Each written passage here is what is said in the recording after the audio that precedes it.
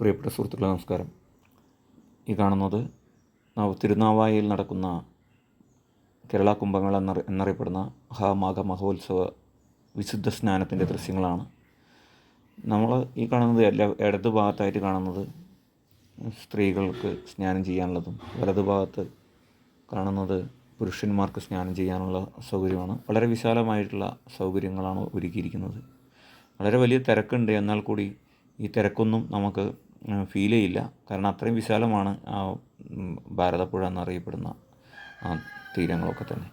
നവാമുകുന്ദ ക്ഷേത്രത്തിൽ നിന്ന് ക്ഷേത്രസന്നിധിയിൽ നിന്നും ഒരു പാലം അക്കരയിൽ, അതായത് ബ്രഹ്മ ശിവ ക്ഷേത്രങ്ങളിലേക്കുള്ള പോകാൻ പറ്റുന്ന തരത്തിലുള്ള പാലമാണ്. അവിടെയാണ് യജ്ഞവേദിയും അതിനോട് ചേർന്ന്. അപ്പോൾ പോകുന്നവർ നമ്മൾ പോയത് വളാഞ്ചേരി വഴിയാണ്. വളാഞ്ചേരിയിൽ നിന്ന് തന്നെ തിരുനാവായ തുടക്കം തന്നെ കാവ്യ തോരണങ്ങൾ കൊണ്ട് വളരെ മനോഹരമായി അലങ്കരിച്ചിരിക്കുന്നു. അതുപോലെ തന്നെ 2-3 യജ്ഞശാലയുണ്ട്. അതുപോലെ തന്നെ വൈകുന്നേരത്താണ് ആരതി എന്നുള്ളത്. ആരതി കണ്ട് തിരിച്ചു വരുന്ന സ്വന്തമായിട്ട് വാഹന സൗകര്യങ്ങളൊക്കെ ഉള്ളവർക്കാണ് തിരിച്ചു വരണം എന്നുള്ള കാര്യങ്ങൾ അപ്പോൾ തന്നെ ആകുമ്പോൾ സൗകര്യമാവുക. അല്ലെങ്കിൽ അവിടെ റൂം എടുക്കുക. ഞാൻ പറയുകയാണെങ്കിൽ രാത്രി അവിടെ സ്റ്റേ ചെയ്യുകയാണ് നല്ലത്. കാരണം അവിടെ പലവിധ പൂജകളൊക്കെ നൈറ്റ് ഗൗരിമാരുടെയൊക്കെ നടക്കുന്നുണ്ട്.